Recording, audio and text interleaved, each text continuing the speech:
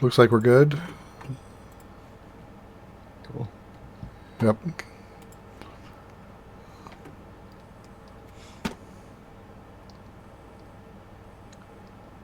Oh. I'm looking to see if Twitch picks it back up here. All right, I need to bring up the notes again, and then I'll just hit the news theme, and we can jump in at that point. Cool.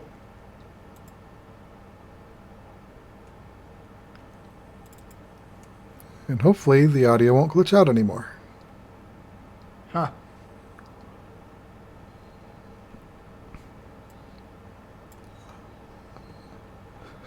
I see what you did there in the notes. Okay, it's a Roma. All right. Ready? Sure.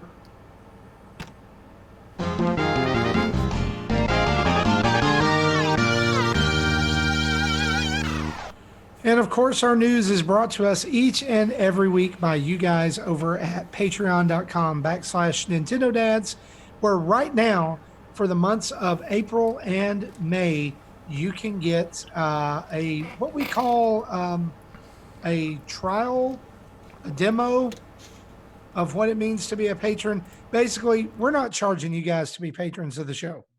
And it's basically just our way to give back in the midst of all this crap that we find ourselves in with COVID-19. And so we're waiving all membership fees for the months of April and May. We're still going to do all the stuff that we do with giveaways and all that stuff, but it's just our way of letting you guys have some enjoyment and be a part of the community during this time. So you can head over to patreon.com/Nintendo Dads, where you can join in for free. Any tier. Any tier. You want to be a Isn't that patron? awesome? Like, you want to be a Patreon producer? Yeah. We'll do that. We'll read your name on the show for free. I'm surprised no one's done that yet, but now people will do it because we've given them permission. They have. So I brought this up earlier. I wanted to go in here and I wanted to highlight a couple of new patrons. We do this whenever anyone joins, but I don't know if you guys did this last week, so I'm just going to read it off here. Daniel, Darren, Angier, Joe, Vincent Fusco, and Anthony Cinco, brand new patrons of the show. We're super thankful for them. Also, Ebucel has jumped up to the Patreon producer level. Bruce Patterson has jumped up to the Patreon producer level. Mecha Dragon has jumped up to the $5 level. And so, guys, whatever you're doing, whatever if you just all want to jump in and be $30 Patreon producers for 2 months, we'll take one show before it's over with, and we'll read everybody's names, and then go collapse. It'll be just one episode, just reading names. Right. So, you guys, thanks so much again. We really appreciate it. Your support. Community is still awesome and rocking during this time. Again, becoming part of this allows you access to Discord and all of our channels and servers over there. And so go check it out if you haven't. And then at the end of 2 months, if you just say, you know what, no, this isn't for me, we can't afford it still, no hard feelings. I promise. No hard feelings. It's just a gift to you from Nintendo Dads. So let's talk about a little bit of news. Got a few game release dates that were revealed this week, as well as some rumors and things that we want to pick through. Game release dates that were revealed this week. Finally, Shantae and the Seven Sirens release date for Switch has been revealed to be May 28th, 2020. It's finally going to come over after, I guess, 8 or so months or 6 or so months of whenever Apple Arcade launched. I don't know. I don't remember when it launched. I never did sign up for that service. I wanted to, but didn't it launch in November? Or maybe it was. I thought it was September. Yeah, it was. I don't remember. That's right. So it's been longer than 6 months, exclusive to Apple Arcade. I did not want to play it there. I wanted to play it on the Switch. Jesse, I know you kickstart this game? I kicked. They didn't do a Kickstarter for this one. It was the Half Genie Hero, which that one I did, and then I played that on the Wii U. Yeah, me too. And then I played it again on the Switch. Just because it was so good. Yeah. Sorry, Wow. that's something I can do right now. That is that's my home pod over there across the office picking up, I guess. What's been going on? Something the genie triggered it. Also revealed this week, this is not in our notes, but I'm super excited about this one. Minecraft Dungeons got a release date, I believe today, of May 26th is when that's coming out across all platforms, including Nintendo Switch. It's in beta right now, I believe, on PC. You can get into that if you want to, but the full release is May 26th, 2020. So close to everything else coming out in May. Right? Absolutely, yeah. That last week of May is super stacked. Also, Outer Worlds this week got a release date of June the 5th, 2020 on Switch, and also was announced that it will be a physical release as well.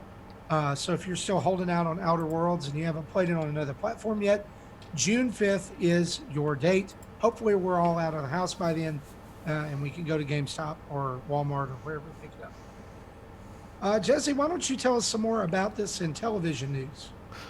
Yeah, so on Friday, Tommy and the Intellivision Entertainment people started putting out hourly tweets starting with the Television Amico will have 5 games preloaded, and we'll give you a quick preview video and tell you what each game is within the next 5 hours.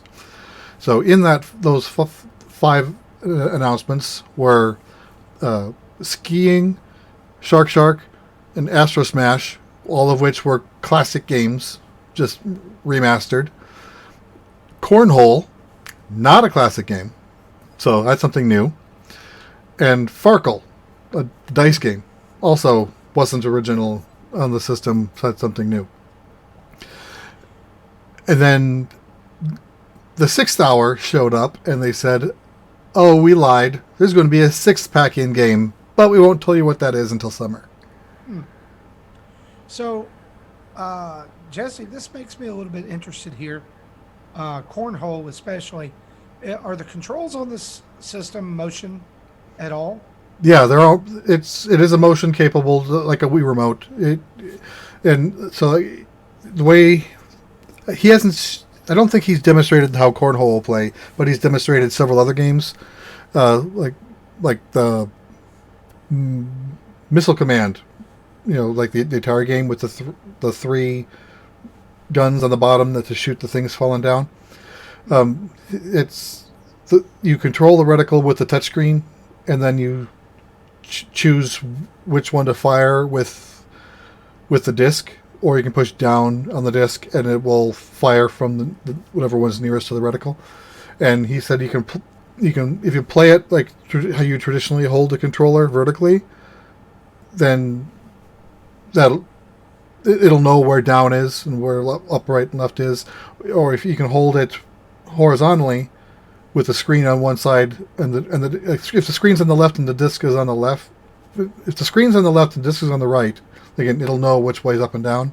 Or if you flip it, if you're left-handed, they have the disc on the left and the screen on the right, or whatever the opposite of what I said first. It'll again know what is up and down. So it knows its orientation. And so some games will have motion controls, like the dice game. You can see the dice in the screen and the controller. You shake it around, and then you tip it upside down to drop them onto the main display, so everyone then sees what you rolled. So they're doing each of these games. That actually sounds really interesting. Each of these games does something different with a controller. Much like the initial games on the Wii, where a lot of these games did things differently to show what the controller can do. That's what they're doing with the Amico, and they're doing games that can't be done in any other system, including the Wii, because the Wii doesn't have a screen on the controller. Right. So basically what they're saying is it's a tech demo pack-in. Kind of, yeah. But these are still... Somewhat. These are still... the games back then were very short, simple, arcadey games anyway. So we're just still getting that. So by today's standards, they're tech demos. But from if you're comparing it to 1981 in television games, they're full games. Sure, sure. And you have one of these pre-ordered. Yes, I pre-ordered the Founders Edition when they first opened them up, and then also on Friday they opened up a different set of pre-orders called the VIP Edition. The pack-ins are slightly different, and this time they opened up 3 color variants. The Founders Edition was just the wood grain, and it was $300, and it came with a $50 e-store card. I don't know what they're calling their shop. I'm trying to not to use eShop, but because that's Nintendo's term. Then the VIP model comes with a $25 card instead of a $50 card, additional pack-ins. They still had the wood grain for $170, and then they had a neon black and a white model for, I think it was $240. Yeah, I'm looking at it right now. I mean, it's a pretty sleek looking system, but I gotta say, I don't know what the market for this is really going to be. So yeah, well, the go Wii ahead. 2 or the Intellivision, it makes me think of 2 things when I've looked at this and when you shared information about it. It makes me think that there's one, it is trying to reach out to those people who just want a quick, simple game to play, but also seems like a developer haven in a way where developers can just have fun and use these tools, kind of like a lot of developers have looked forward to the Wii when that was coming out. Yeah, and some even mentioned that for the Wii U. And Tommy's inviting developers to pitch them ideas, and if they like it, I think they're 100% self-publishing, just similar to what they did back in the 80s. Well, I guess mostly in the early days of Intellivision. So everything's gonna still has to go through them, but they're willing to talk to indie developers who have ideas and fund them. And to say, hey, you have this idea. I think it's a good idea. They'll come up with a deal. I don't know exact numbers, but they'll basically fund the developer, just like EA would fund one of their shops to make a game. So that's what intrigues me the most, is that capability of opening it up to developers to say, hey, create something unique and different. So yeah, and as people are hearing us talk about this, like I'm on their website, no game higher than $9.99. Yep. Yeah. Plus, it's going to connect mobile apps or mobile devices. Yeah, you can to allow people to play. Yeah, it'll support up to 8 controllers, and that's either the controllers built for the system or a mobile device running an app will work like a controller. One thing I also think that's interesting to note here for our audience is that the promise on their website here, committed to offering products that parents feel confident about. All of our games will have no graphic content, no blood, no bad language, no sexual content, and will all be rated E or E10 plus. Yep, and no microtransactions. I love it. I like. Yeah. So so all the naysayers are complaining about this, saying, "Oh, this isn't going to be a system." Tommy says, this isn't a system for everyone. If you don't like this, it's not a system for you, and I'm fine with that. People were saying, I bet you don't sell 5,000 units, and I hope you fail. Well, we know we had 2,600 pre-orders with the Founders Edition, because he said that's how many he's going to have, then he's going to shut it off. He didn't say, I've asked him to reveal, but he hasn't yet, how many... He did tweet, though, that sales of the VIP edition were doing well. Yeah, it sounds like he got over 5,000 in VIPs alone. Wow. Good. But that's awesome. I've asked him if he can reveal the final pre-orders once he's closed it. He hasn't said no, but he didn't say yes either. Like, it's one of those situations when I think about this, it's like, a market with more systems and more competition actually just makes everything better. Right. And this really isn't in competition with anything else. If anything, the closest competitor is Nintendo. Sure, yeah. But, they're just like we, Era Nintendo, said we're not competing with the other two. They're doing their own thing. We're doing our own thing. This is kind of the same thing. Yeah. To me, this seems like a home base for. I mean, even though it has Intellivision games and any developers who bring games to it, it's almost like a central location you can come at with your mobile stuff. So if you do have your phones Yeah. and you have some mobile games, hopefully. Yeah, and couch co-op is a big thing he's trying to bring back. Right. I think all of these games, even if the original game was single player only, will have a multiplayer component. That's cool. Well, do you think they'll have like a cross save type thing where if you're playing something on your Miko that you could continue playing on your mobile device? No, because the mobile device is only a controller at that point. It's Okay. the game isn't on the mobile. It's just a controller. Like Smash Brothers for Wii U, you can use Smash Brothers for 3DS as a controller. Yeah. It's that sort of thing. Okay. Cool. Yeah, Very cool. Another question I asked him. Very interesting idea. Yeah, another question I asked him, which he hasn't replied to yet. I'm hoping he does. He says the controllers that come with it will connect via Bluetooth, kind of as is expected. But if you use a mobile device with the app running, it will connect via Wi-Fi. So my question to him is, does the household need to have a pre-existing network, which if you have broadband, you do, because it'll just needs a wireless hotspot that you can connect to, or will the Miko act as an ad hoc wireless hotspot for itself that would only then connect to the compatible software? I think that's an interesting question. It is interesting. Because if it does require someone to have internet, then those people cannot use the apps.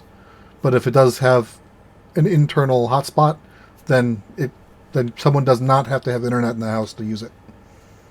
Yeah. Well, sounds interesting. When is the expected release date of this? October 10th. October 10th. So you'll have to do some videos. I Your plan impression of it? doing unboxings. I plan on doing let's plays. October 10th is when Intellivision Dad starts. Yeah, Or and it's will that it's not be gonna April Fool's this time? Or will that be in television dad singular? Yes. Maybe. You never know. I mean, that sounds pretty cool, and it sounds like a It good may be. either family fun type thing to do, or even party type things. When you have guests Yeah. over. And similarly, I do have the Atari VCS pre-ordered, waiting for that to come out. People are starting to have doubts Yeah. because it was originally supposed to be one late does last sound year. A little bit more successful lead on than. Oh yeah, Tommy's all over the marketing. He's Yeah. yeah. The Atari was originally supposed to be last year. Then it was moved to March this year, which that didn't happen. Right. Now we have no ETA. Right. But I do plan on doing unboxings and plays of that too. Gotcha. Cool. Well, guys, let's talk about some rumors that popped up this week, shall we?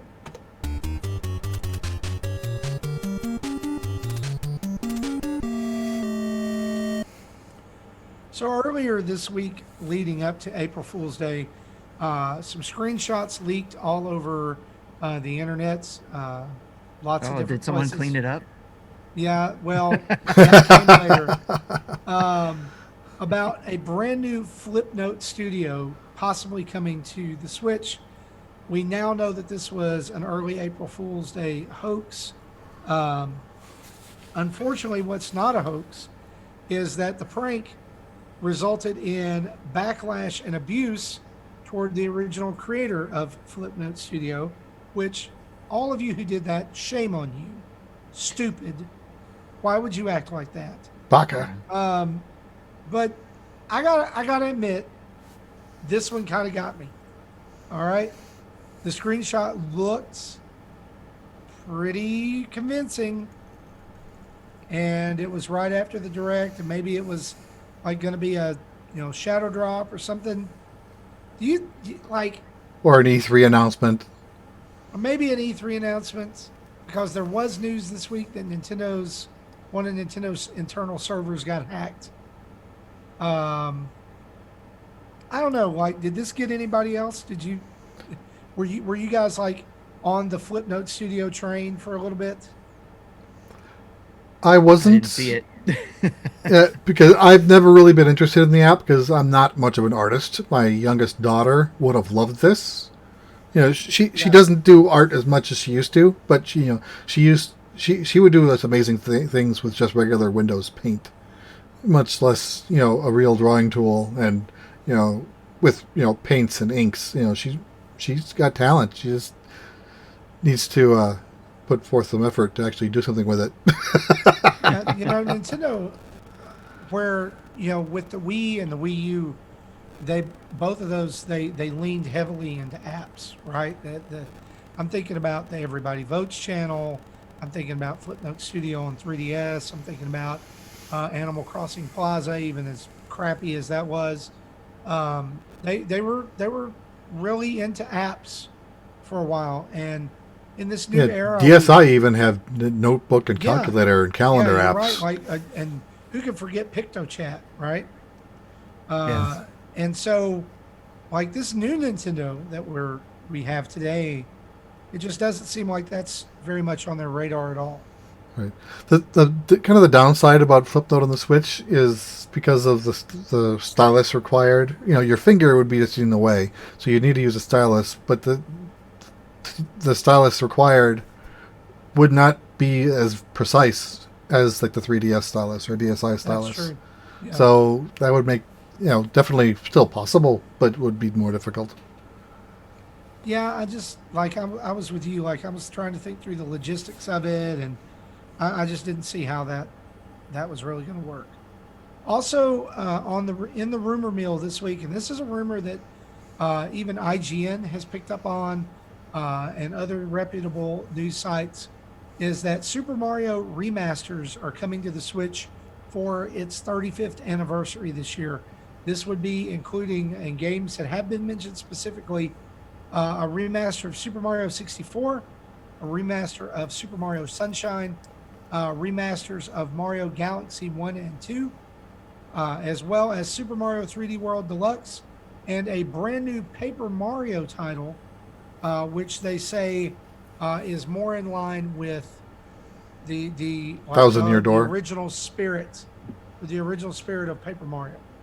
Yeah, well, it's more like Thousand Year Door as Right. opposed to the newer games. So this one's been picked up and widely broadcasted. Do you guys think there's any truth to this? I'd like to think so. Well, I would like especially to for the hope so. especially for the Paper Mario one. That's the one that got me interested in the most. I've been burned too many times. I can't. Been burned too many times. Yeah, because remember that Metroid Prime trilogy remaster is still coming too. So is Mother 3. There's Right. been too many times we've seen so many rumors. If it comes true, great. I'll be happy then once I see the announcement. But right now, I can't be happy about a rumor because I've been burned too many times. Honestly, I would just be okay if it was Mario Galaxy 1 and 2 with the promise that 3's in development. Yep, I could see that. I could see that. I could see any of these being a possibility. And I know a lot of people have called for a lot of these, so I it'll think make the a lot of people happy. don't you think the least likely of these is Sunshine?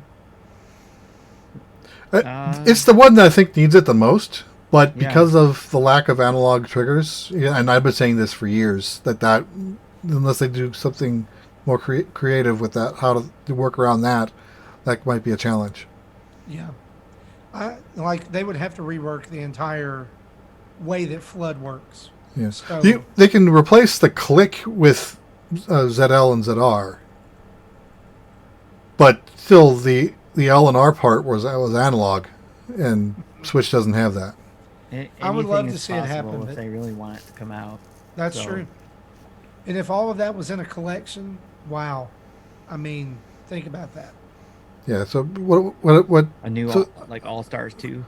So it sounds like the three remasters or might be in a bundle, and then 3D World Deluxe will be its own title, and then Paper Well, Mario will if be you, its own if you title. guys think about it, Super Mario Galaxy has already been HD remastered for the NVIDIA Shield. Right, that was released in China. Yeah. Yeah, because I think the those laws have changed, but it was, for a while it was China didn't allow video game systems that had external data, so Hmm. you couldn't have a cartridge-based system. That was so that's why they had like the IQ, which had games for the N64 games with games built in. It was basically a plug-and-play system, and Yeah. the NVIDIA Shield worked like a plug-and-play system or just as a handheld. Yeah, so I mean that's already done, and I reckon those assets could be used for Super Mario Galaxy 2 as well, reused. I don't know. To me, that's the most likely, as well as Super Mario 3D World Deluxe. I mean, like this is coming at some point. It definitely needs to come and happen at some point Yeah, because yeah. There that they was a already had. fantastic, fantastic Mario game. They already had 1080p assets. They just this so it's that plus like new levels and whatnot. Yeah, add new characters, add some new levels. You're good to go. Uh, here's kind of where the truth is in this for me. I think is that it's ludicrous to assume that Nintendo is not going to do something huge for Mario's 35th anniversary. Yeah, I saw someone's piece of art that it had all the Nintendo characters, well, most of the Nintendo characters around Mario with a 35th anniversary cake, all excited and happy. And then the next panel was Samus with a 35th anniversary cake, and Yes, no one there. that made me sad. That hurt me. That I wasn't funny love to it. me. Even though I love Metroid, like it's true. Um, It is to true. That's go why it to hurt. go to go one step further would be as when is F Zero's 35th anniversary? Just saying. Well, that's still a while because that was at least a Super Nintendo game. So Yeah, yeah, I know. yeah, 92. I think next year will be the 30th. And guess what? It's not even going to get a cake. It'll get a muffin. It won't get anything. Just a dark room of forgetfulness. Crickets. Guys, let's talk a little bit about a game that we think should release early.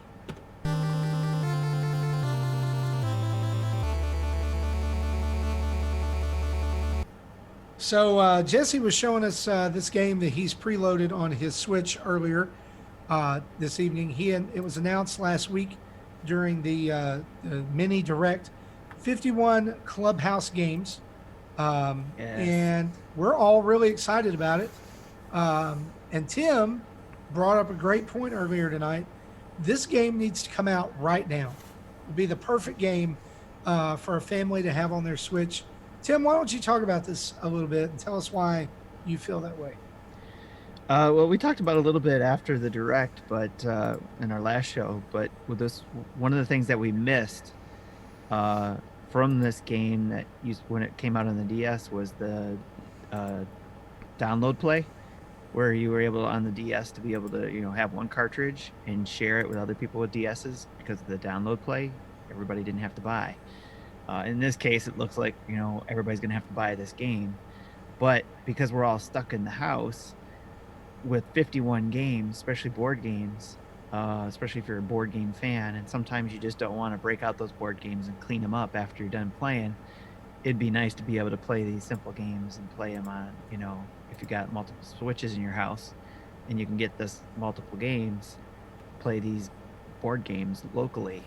Or you can play it with some of them. They said some of the games, not all the games, could be played online against other people. So our own community would have a blast, I'm sure, with this if a lot of people had this game. So this is one of those things. I know, like you said, Marty, a lot of people joked about Animal Crossing releasing early, but this is one of those games I think, come on, Nintendo, just get it out there, get it, just if it's ready, put it out there. The movie studios are doing it. I think I would think if it's ready, you should be able to get it out, unless Yeah, there's more to the distribution, online distribution, that I'm not aware of. well, I was thinking as I watched that mini direct, I was like, this is coming out today, I was or hoping this it is was. coming out in April, not the freaking end of May, right? Or June. June June. 5th. June. Yeah. That's crazy. Like it. I mean, what has to be done to this game? Like, just Right. release it. I Yeah. don't care. I don't need a physical copy. I'm gonna buy it digital so I can have it wherever I go. I can pop into those games The, anytime. they're working on the directions on how to play shogi because no one here knows how to play that. Oh no, no, I don't even know what that game is. I It's don't know if basic. it's something where if enough voices say something and could get it to come out, or if Nintendo could do anything. I don't know, Well, but on the flip side of that, Tim, there's been a ton of voices calling for the early release of Final Fantasy VII Remake, okay, and that has done nothing right. except get it done in Australia, Oh, okay. where it released on Tuesday. I didn't know that. Well, we know it's done, or at least a build is done. Otherwise, because it's preloadable, and I already have it on my system waiting for it. So worst Right. case scenario is they update something and I have to download a patch. Well, good friend of the show, Mikey Burgett, is not going to get his copy because Tennessee just got our nice shelter in place order, and he's afraid that that means that he's not going to be able to pick his copy up from GameStop, where it's pre-ordered and paid off. Yeah, I got an email about that today. GameStop sent out in case of X, Y, and Z happening during this while you're waiting for these hot titles to come out. I just glanced over it, but they gave scenarios to where, as of right now, if we can still have the store open, here's the instructions on being able to come pick it up. We're not taking cash or debit cards. We're only taking credit. Um, if you still got to pay it off, but they also have another system in place to where, if I read correctly, they'll try to email you beforehand to say you still owe this amount on the game, and you can pre-purchase a gift card with the amount you owe on it, so Hmm. that you can just hand that gift card to the person. They trade the And gift then they card, throw it away. and yeah, and then you get your game. So they have some steps in there, but one of the things like I said, I glanced over it, but I think it said in the case of where the store is closed, we will hold on to it until when we can open back up.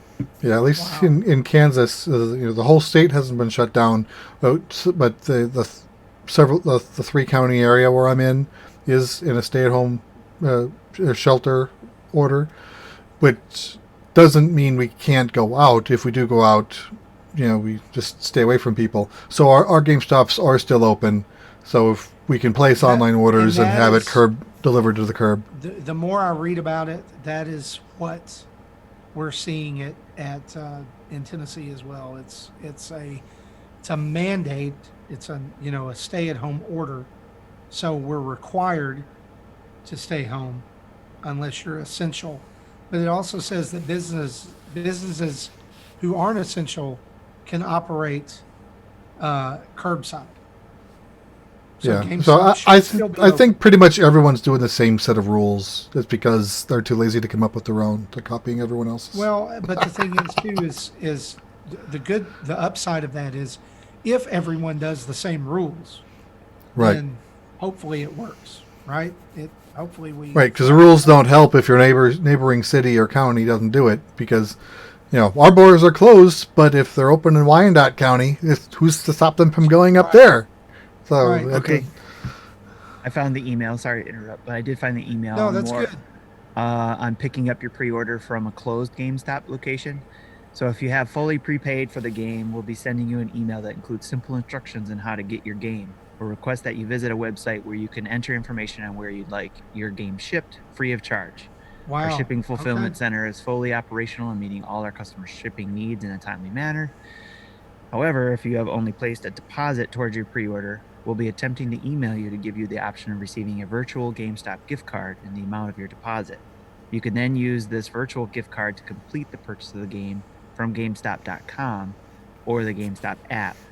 Have it yeah. shipped to you free of charge. Yeah. So they're still not even taking gift cards at the door. You have to have it paid for on the website. Yeah. Hmm. So that's if if they're closed location. And then if they were open, again, if you have it fully prepaid, you're welcome to pick up at the launch date to deliver at door service. If you have online placed excuse me, only placed a deposit towards your pre-order but need to pay the balance, you can pick up your game using delivery at the door. And this is that part where I was telling you about that they chipped credit cards and GameStop gift cards only can be processed. Okay, so they will do it on-site. there. Okay. Unfortunately for you and your team's safety, cash payments, debit cards, and non-chip enabled credit cards cannot be accepted at this time. Yeah, So wow. they did send out that to, I don't know if it was just people who have stuff pre-ordered or to all GameStop. Because I don't people. think I got that email. Yeah, because I do. If I did, I glanced over it. I have Final Fantasy VII pre-ordered as well, the deluxe copy. But I was actually wondering how I could actually cancel that. Ooh, I know, but it's just at this time I need to cancel it. So, No, I got you. But I was gonna try to see if I can put the funds on Ghost of Tsushima, because that's another one I want that's coming out later this year. So Yeah. I think everybody got that because I got that as well. okay, yeah. The subject is inside. You have safe, convenient options for picking up and making Yeah. pre-orders. Which I don't have anything else pre-ordered right now because I wasn't going to get Final Fantasy VII, and I'm probably still not. Not that I don't want to play the game. Not that I don't think it. Like I enjoyed the demo fairly well. Oh, I'm not going to play the game. But I know I this. wanted to play it, and I didn't play the demo because I wanted to play. What I've decided to do instead right now is to play back through the original, which I bought on the Switch and never booted up until 2 days ago. Nice. How's that going? Oh, we'll talk about that later. Yeah, we'll talk about that here in a minute. So there's that. Nintendo, if you're listening, 51 club games. Let's do it. Is there any other? Is there any other games besides you mentioned Clubhouse games and Final Fantasy? All of them. As soon as they're available, don't wait. Right, get them out. Yeah, don't be Naughty Dog and blame your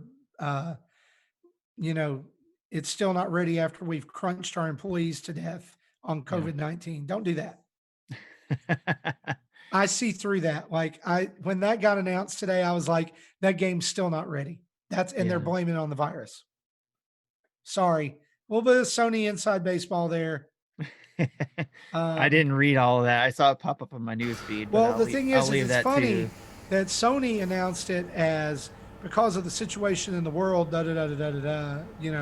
yes. we're postponing it indefinitely.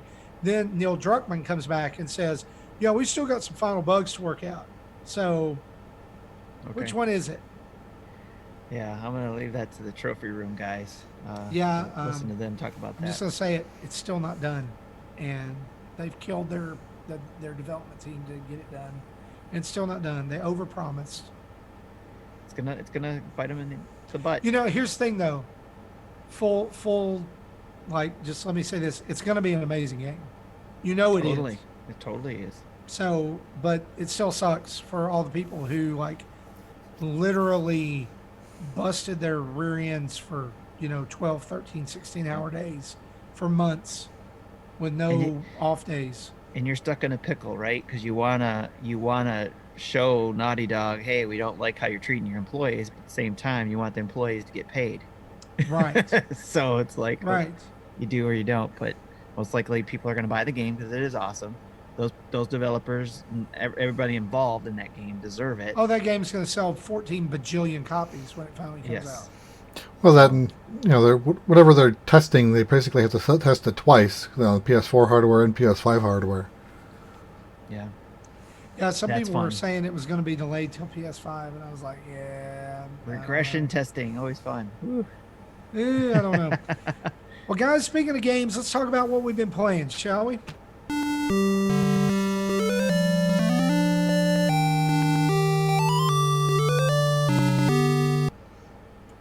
Jesse, let's start with you this week. What have you been playing? All right, so I'm going to sound like a downer. Probably like normal, but I tried the two of the games that was announced in last week's Direct. Good Job and Bravely Default 2 demo.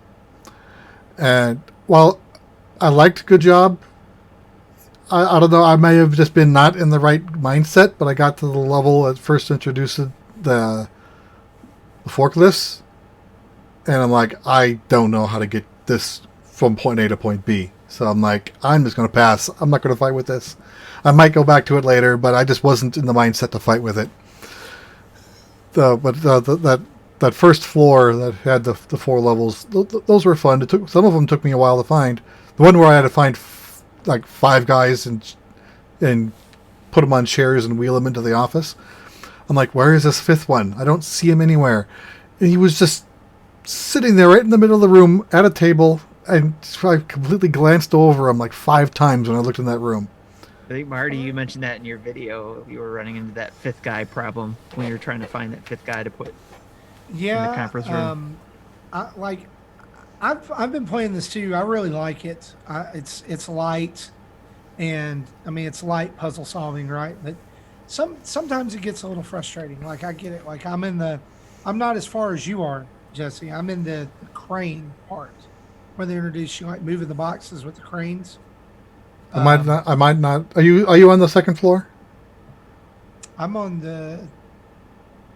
I finish. Yeah, I'm on the 2nd floor. Okay, because I don't think I tried that one, because once you get to a floor, you have a choice of 3 rooms. I think we just picked different rooms at that point. I think we probably did. I was going in numeric order.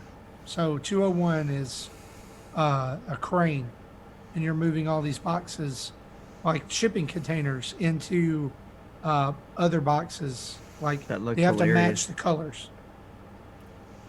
It looks hilarious in the video.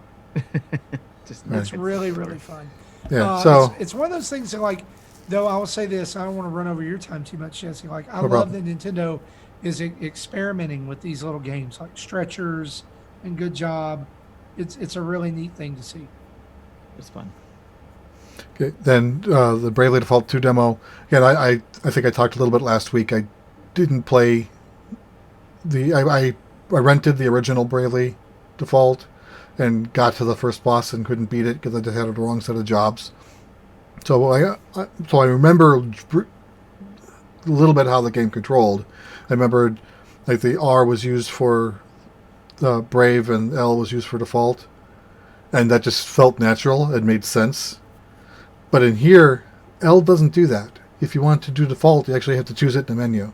Like, why did you take that away?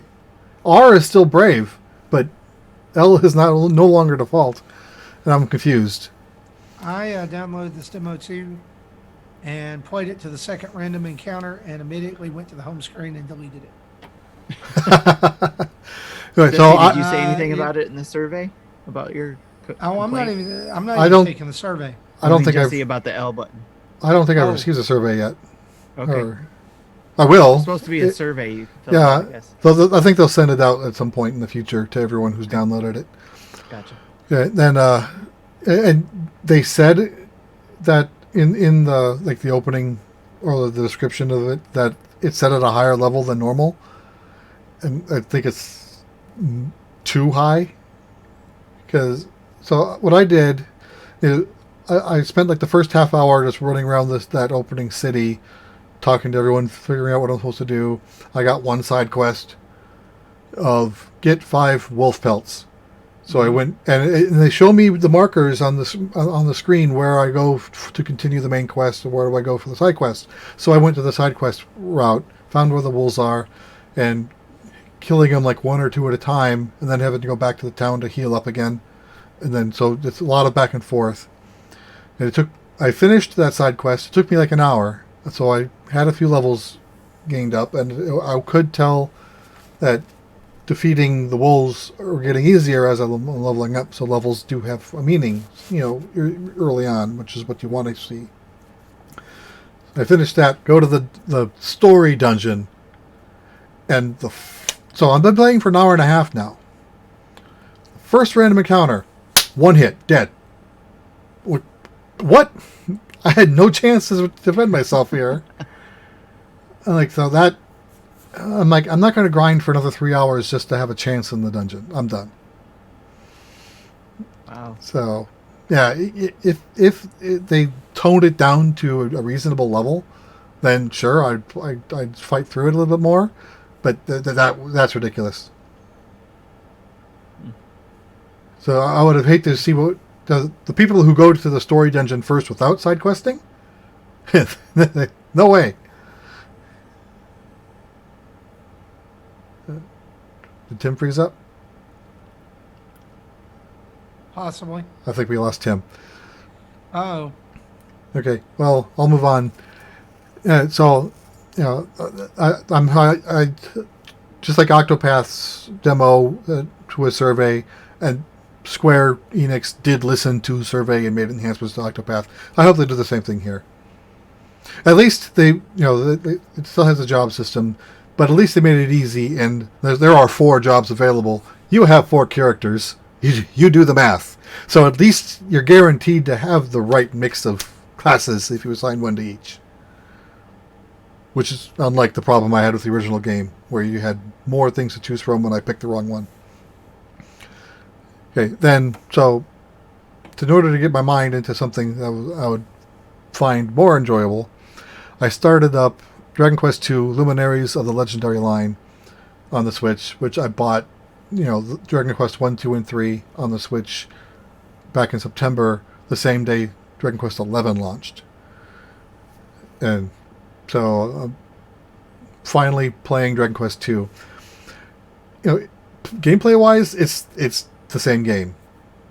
The maps, the random encounters, the menus, all of it's the same. But what's kind of shocking a little bit is it's like a mix of art styles. There's like 3 different types of art styles going on, and that takes a while to get used to. The overworld map and the dungeon maps are taken from the Super Nintendo port or Super Famicom port. These games were ported in Japan to Super Famicom. This never came to North America. I think it is available through fan translation patches, and people say that's probably the best way to play the game. But so the backgrounds come from Super Nintendo art.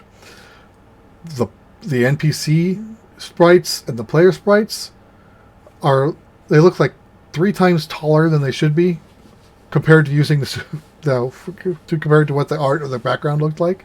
They're huge. They're wide. They're very rounded.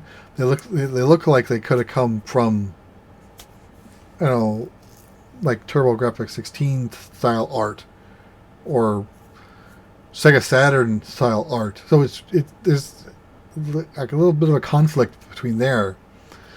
But then when it comes to random battles, the enemy art and the spell effect art is hand-drawn art, but no animation. They're just static images. So it's really weird going back and forth between the 3 art styles.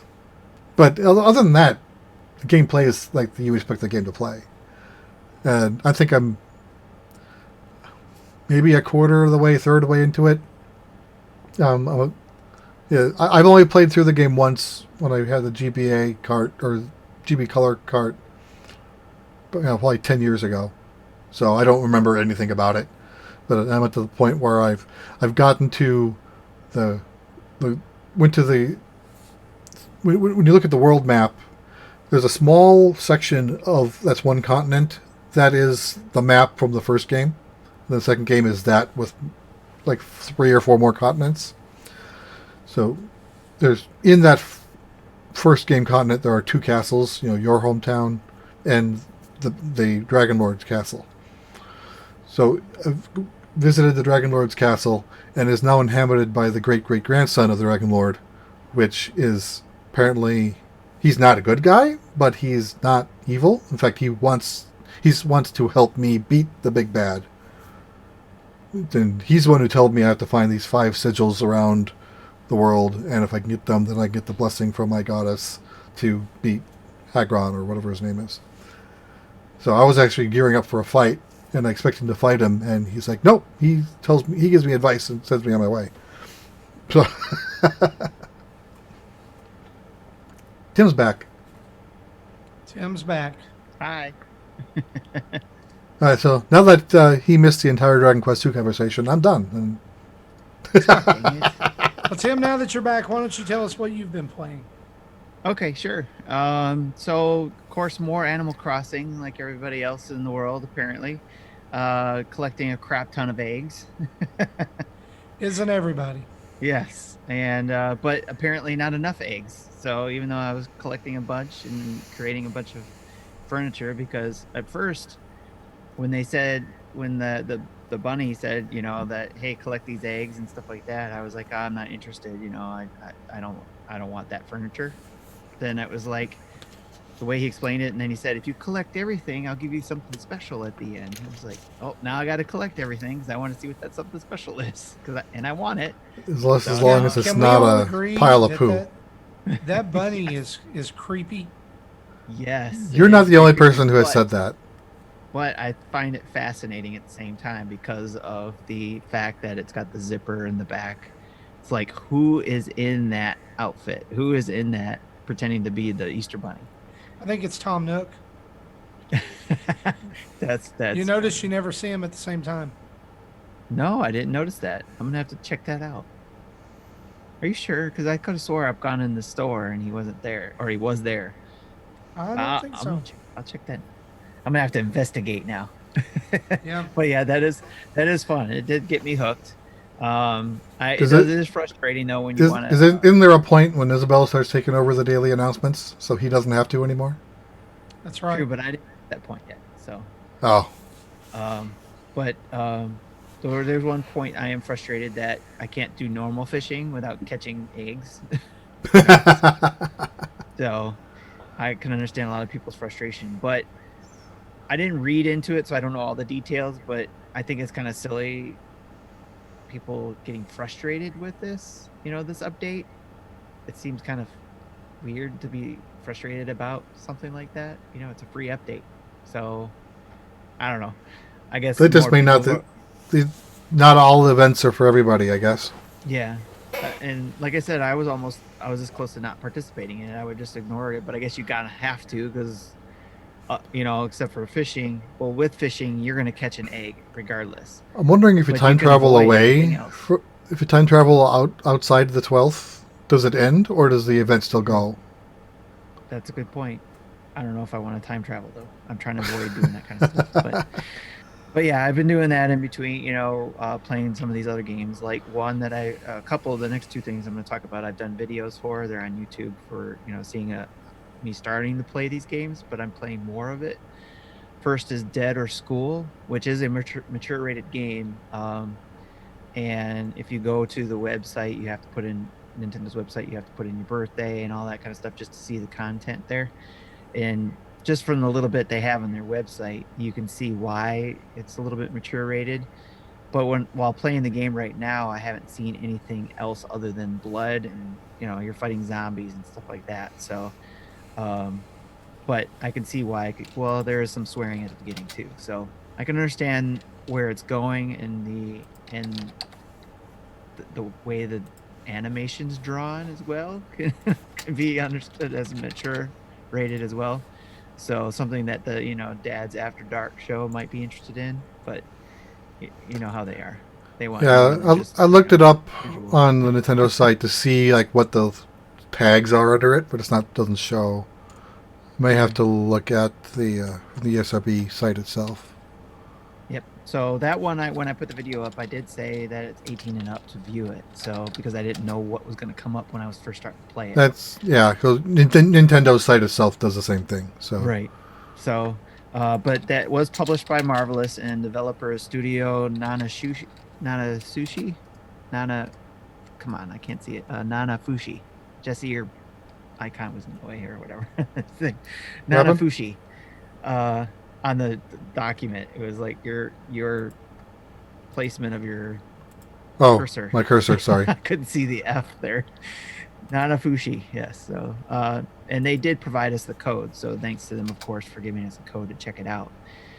And that was one thing that when Justin sent out, hey, is anybody interested in this? When I was watching the video, I was like, heck yeah, I'm interested in that that game because it seemed like it was very fast paced.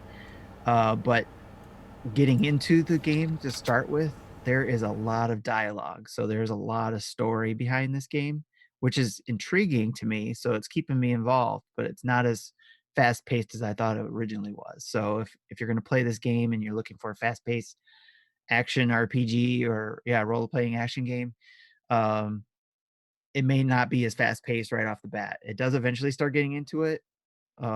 Further I got into it, it's feels fast paced, and the map is things are really small when I play in handheld, so it's probably a lot better when you play on the screen as well. So far that I noticed, because there's no way to blow up the map. You get the small little map in the corner, upper right corner, so you have to look really close when you got it in handheld. But the map is nice and it shows where all the things you need to go and get. So I like that aspect of it. Um, and it gives me a little bit of Metroidvania or Castleroid vibes, if you will. Um, but I have yet to go back to anywhere yet, like Metroidvania type games. Right. So, Yeah. um, I uh, noticed that too. yeah. Like if there's not, and there's sometimes like I'm diving down pretty deep, right? And it's like, I don't think I'm going back there. Oh, I'm not talking about that game yet. Oh, I'm still talking about Deader School. oh, sorry. You're Okay. getting ahead of me, Marty. All right. Sorry. I found That's the all right. I found the ESRB tags. It's blood and gore, drug reference, sexual themes, and violence. Yes. Oh yeah, there is a lot of drugs mentioned in there, but it's part of the story too. So, like I said, it's a very intriguing story. It does deal with zombies, different races, especially being underground. It's an interesting take on the zombie genre, if you will. So it's keeping me involved, and I have gone back to it to see how far where I can go with it. And I will. I'm hoping to be able to do a follow-up video to the Let's Play video I did on it. So hopefully a review of it if it keeps me intrigued like it is. But the game that had me diving in right away, no pun intended, was the Shinsakai. Shinsekai. Shinsakai. Thank you. Oh, jeez. I have to listen to it in order for me to pronounce it right. Thank you. Shinsakai Into the Depths by Capcom. This one I bought on my own because when I saw it in the the mini direct, it did look like a Metroidvania game, and that right there caught me. Plus the visuals grabbed me as well. Just the details behind it, and sure enough, playing this type of game, diving into it again. I'm trying not to make the pun, but I can't help it. Getting into this game, I'm having a lot of fun. I'm really enjoying the visuals in this and the details, especially the encyclopedia that you get. There's also, that information finding when you stumble upon a creature or you see a new creature you haven't seen before. It collects that information, and at the start menu, you can read up on these creatures, whether they're real or fictional. You can read up on these creatures, which is really interesting. A nice touch to the game, I think. But again, the details are what's blowing me away behind the animation behind this game. Just looking at it on my screen and just seeing the details, the animations behind the main character being underwater, and the movements behind it, and then your companion when you get that, and then the sea life around you, and the apocalyptic, post-apocalyptic atmosphere of being underwater, a world underwater.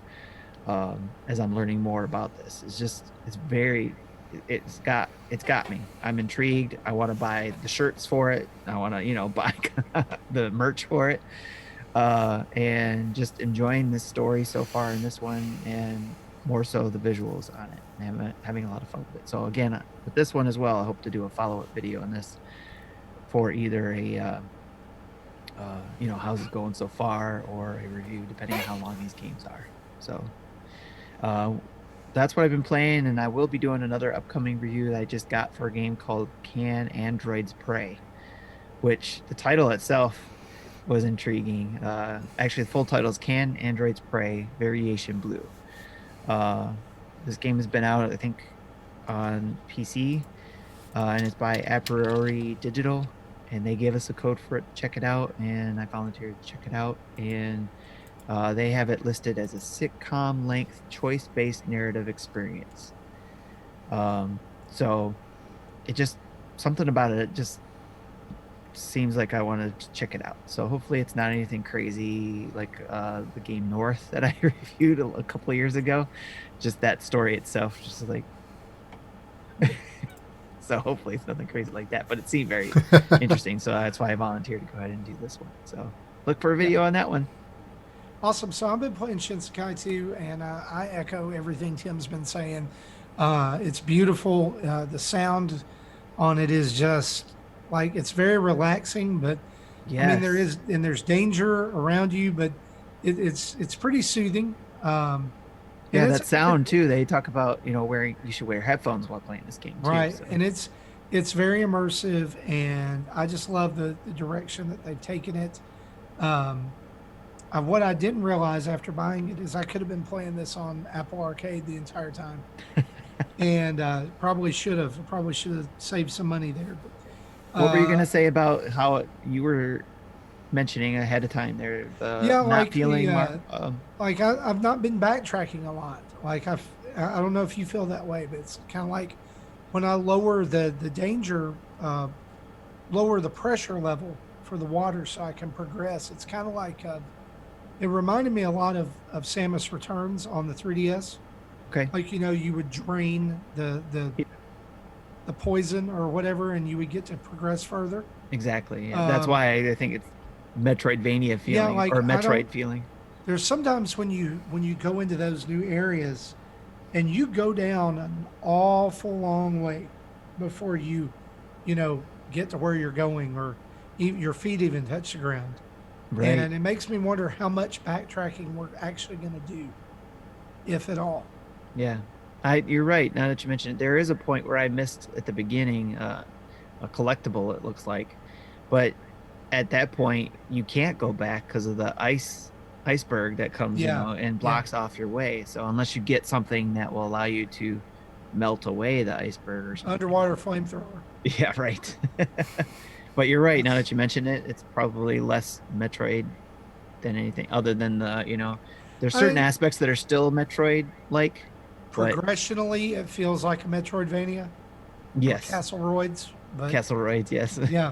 So anyway, I've been playing that, been enjoying it. I've also been playing Mega Man 3. Mega Man is comfort food for me, and over the weekend I needed some comfort food, so I played some Mega Man 3 and breezed through that game and beat it. It'd been a while since I had done that, and because I tend to default to 2, and so I really enjoyed my time with Mega Man 3. Is that the one that So introduced Proto? yes, Okay. yeah. How long did It's it take you also to the go through it? I began it on Friday nights and finished it Saturday afternoon. Nice. And I interspersed some different, like I was playing Animal Crossing and Of course. other stuff in there. I've also picked up Final Fantasy VII. I'm playing through that on the Switch. I bought this when it was originally came out and hadn't even booted it up till like 2 days ago. And as of tonight, I'm about 3 hours into it. Um, I just did the whole um, cross-dressing scene with Cloud. That's usually where I end up stopping for some reason. I don't know why. I haven't never And can't get got into the dumped in game the to get past sewers. that point. Yeah, so I got dumped in the sewers, and I beat, like, as soon as you go down there, you fight a boss, and then 2 screens later you're out, and that's where I saved it. I'm in the train yard. Um, it's literally been 20 years since I've played this game. Played through it. I got it when it came out on PlayStation. I bought a PlayStation for this game. I beat it, and then I've never played it again. And so it's almost brand new to me. I was gonna say, is Um, it like brand new for you? yeah, it feels brand new. You definitely see the technical limitations of the game at this point. Even though they've done some things, little quality of life things like smoothing out the textures on the like the actual characters and things, but it still looks terrible. And there's times that the maps, like that you're on, make it really hard to figure out where you're supposed to go and what you're Got it. supposed to interact with. And so that's been my biggest frustration with it. But other than that, it's Final Fantasy VII and it's fantastic. I'm going to play through this and then play through the remake, because I feel like that's kind of how I need to do it. Cool. And the majority of my time I've been sinking into Animal Crossing.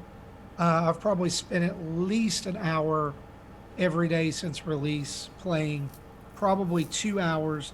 My wife is also playing it. She is hooked. We are living on the same island, but I pass it off to her and let her play um, without me a lot of times, and I'll go do something else. But she has been putting in just as much time on it and loves it. It's perfect. It's literally Awesome. perfect. I don't, like the Bunny Day thing's not been great, but I got to remind myself it's less than 2 weeks. Right. Um, I have paid off 2 loans on my house. I've upgraded the resident services. I have 3 new animals living on my island. Um, and I'm building a bridge right now, and I have a museum. Cool. Do Nice. non-island rep players start out with a tent and have to upgrade as well, individually outside of anything else that the island's doing? Yes. Yeah. So, but there's been some quality of life improvements from previous Animal Crossings that I feel like really make it a lot better. Like the events and things that go on, like Gulliver coming to your island, or the Bunny Day, Zipper being on your island. He interacts with each person as if he's doing it for the first time. Gulliver, if like I find Gulliver Okay. and wake him up and do his thing, he'll still be laying on the beach when my wife plays. Um, Cool. All Going to right, the that's good. store, like going to the store, there's some items that if you buy them, they're still there. So you can't like, buy the whole store and the second person have nothing to do. Right. But now there's still the same amount of fossils to dig up. The same, it's still very much that kind of game for Animal Crossing. Right. But there is more, I think, added play value. That's cool to hear. So I've planted 5 out of 6 fruits. So I only have one more fruit to plant, and then my island will produce all of the fruits. How's your decorating skills? Are you all Not decorated? Or great, not great. gonna compete in the monthly mayhem? Probably not, because like I am not all that interested in like complete sets and things like that. I just kind of do my own thing. Gotcha. I do have the back room of my house now, which it's funny. I got the reward I got for adding on the back room was a tankless toilet.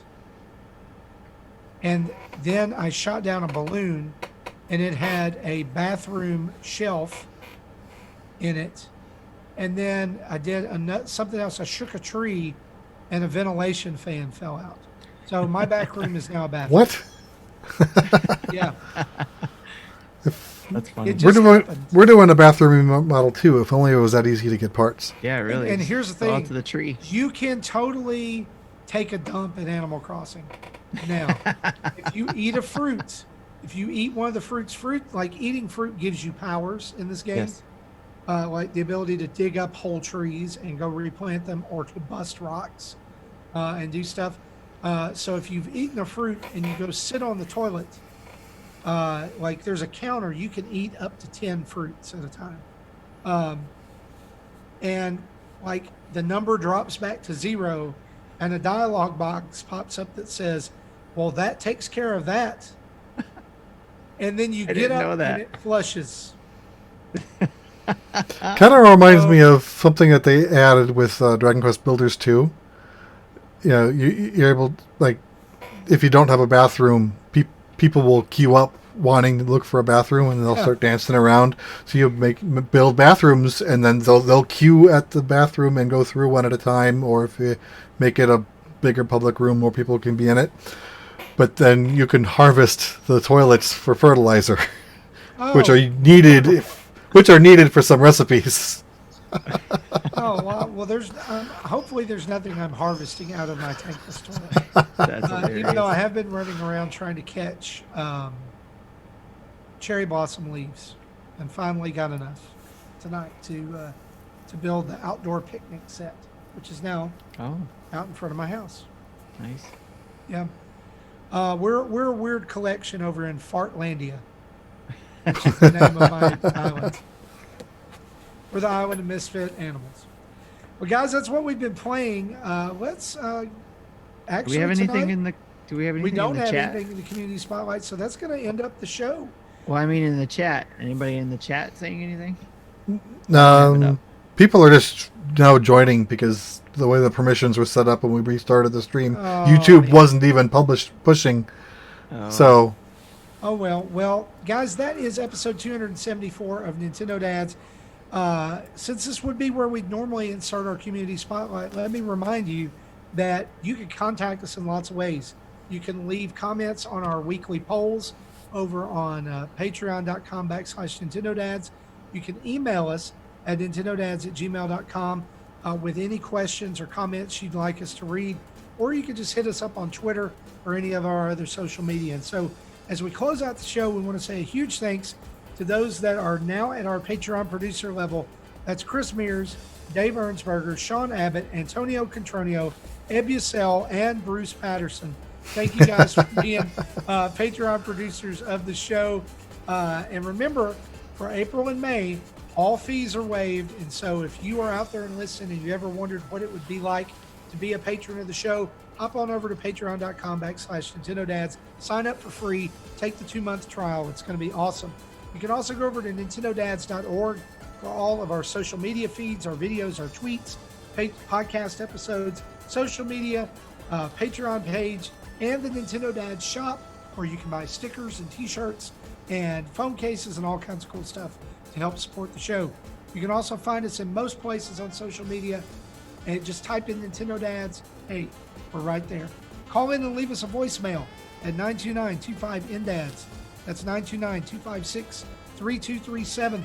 And we want to say a big thanks to OC Remix for the music used throughout the show, and remind you, go to your podcast service of choice, leave us a 5-star review, leave us some words there. It helps people find the show, and it spreads the good news about Nintendo Dads. For me, for Jesse, for Tim, and for Justin and Gary, who couldn't be here tonight, this has been episode 274. We'll see you later.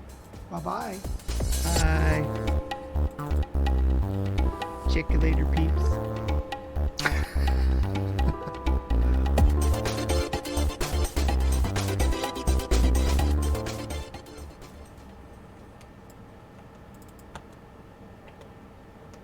Thank you for listening to Nintendo Dads.